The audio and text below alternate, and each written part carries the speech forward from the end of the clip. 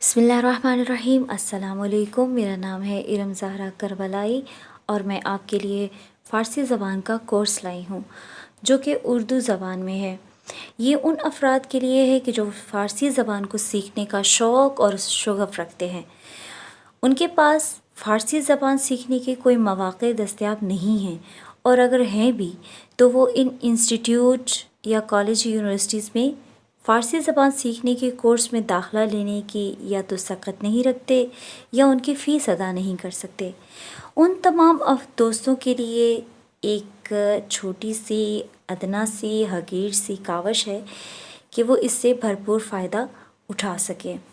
मैं अपनी तरफ से पूरी कोशिश करूँगी कि इस कोर्स को आसान और सहल बनाकर पेश कर सकूँ ताकि आप सब इससे फ़ायदा उठा सकें और इस काबिल हो जाएं कि वो फ़ारसी को सही मानों में पढ़ सकें, तलफ़्फ़ुज़ की अदायगी कर सकें और अहले ज़बान यानी फ़ारसी दानों से गुफ्तगू मुकालमा बआसानी से कर सकें।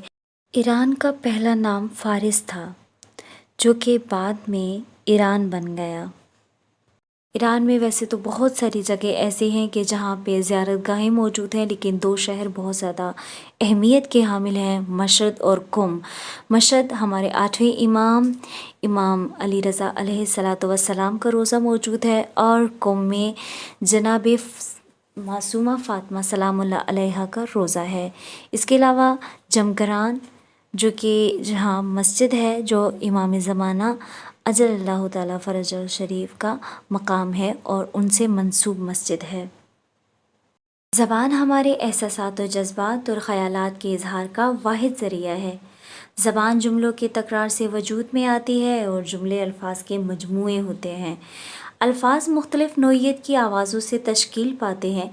ये आवाज़ें हलक़, ज़बान और होंठों की मख़सूस हरकत से पैदा होती हैं।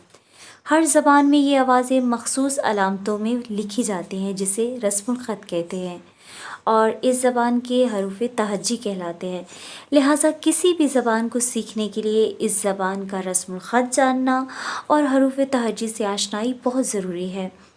उर्दू और फ़ारसी दोनों ज़बानों का रस्मुल ख़त, हरूफ़ तहज्जी और इसकी तरतीब बिल्कुल यकसा है। फ़ारसी ज़बान का तारुफ़ करवाती चलूँ कि फ़ारसी ज़बान जो ईरान, अफ़ग़ानिस्तान और ताजिकिस्तान में बोली जाती है, और ये ज़बान इन ममालिक में दफ्तरी ज़बान की हैसियत रखती है। तो चले अपना आज का लेसन शुरू करते हैं।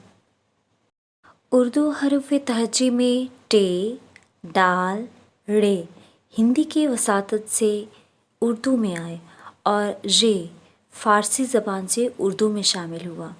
इसी तरह क़ाफ और गाफ तुर्की ज़बान के असर से उर्दू ज़बान में दाखिल हुए। फ़ारसी ज़बान को सीखने के लिए चंद इब्तदाई बुनियादी असूल जान लेना बहुत ज़्यादा ज़रूरी है। फ़ारसी ज़बान में टे, डाल, बड़ी ये, रे और हमज़ा इस्तेमाल नहीं होता, जो कि सख्त अल्फाज कहलाते हैं। ये अल्फाज फ़ारसी ज़बान में नहीं हैं। इस मुनासबत से फ़ारसी को मीठी ज़बान कहा जाता है, जैसे कि फ़ारसी ज़बान शीरीन است। ज़बान फ़ारसी में जहाँ कहीं भी हे इस्तेमाल होता है गिनती के अलावा, यानी फ़िक्रे के आखिर में वो बड़ी ये की सदा देगा। जैसे कि बच्चा है तो यहाँ पे बच्चा नहीं पढ़ेंगे, इसको बच्चे तलफ़्फ़ुज़ करेंगे। फ़ारसी और उर्दू हरूफ़ तहज्जी के तलफ़्फ़ुज़ में फ़र्क होता है, यानी तलफ़्फ़ुज़ के एतबार से क़दरे मुख्तलिफ़ हरूफ पाए जाते हैं, जैसे पे, ते, चे, तोए, क़ाफ़, काफ़।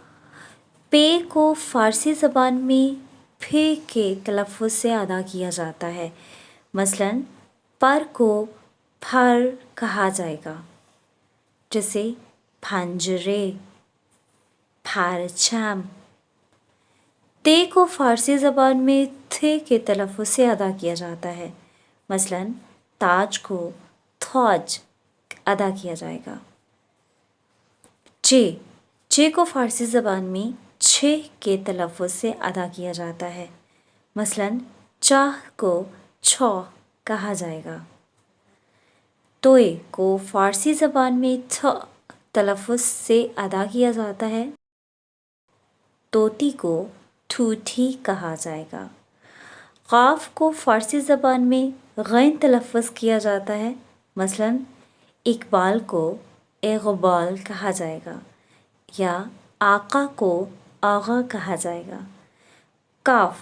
کاف کو فارسی زبان میں کھ تلفظ سے ادا کیا جاتا ہے، مثلاً کتاب کو کتاب کہا جائے گا۔ فارسی حروف تہجی میں جو حروف مارک کیے گئے ہیں ان کے علاوہ باقی تمام حروف عربی حروف تہجی ہیں، تو بس یہی فرق ہے عربی اور فارسی کے حروف تہجی میں کہ عربی میں 28 حروف ہیں اور فارسی میں 32 ہیں، جس کو ہم آسانی کے لیے گچ اور پج کے نام سے یاد رکھتے ہیں، یعنی کہ گاو، چے، پے، ژے۔ فقط یہ حروف ہیں کہ اگر ہم ان کا عربی حروف تہجی میں اضافہ کریں تو وہ ہماری فارسی کے حروف تہجی بن جاتے ہیں۔ میں امید کرتی ہوں کہ آپ کو یہ لیسن، یہ سبق آسانی سے سمجھ میں آ گیا ہوگا۔ اگر آپ کو میری یہ پہلی ویڈیو اچھی لگی ہے اور آپ نے اس سے کچھ استفادہ کیا ہے تو آپ مجھے کمنٹس باکس میں لازمی بتائیے گا، تاکہ اگر مجھے یہ لگا کہ واقعتاً ویڈیو صحیح ہے تو انشاءاللہ پھر میں اس کو جاری رکھوں گی۔ آپ کی دعاؤں کی طلبگار، دعاؤں میں مجھے یاد رکھیے گا۔ اللہ حافظ۔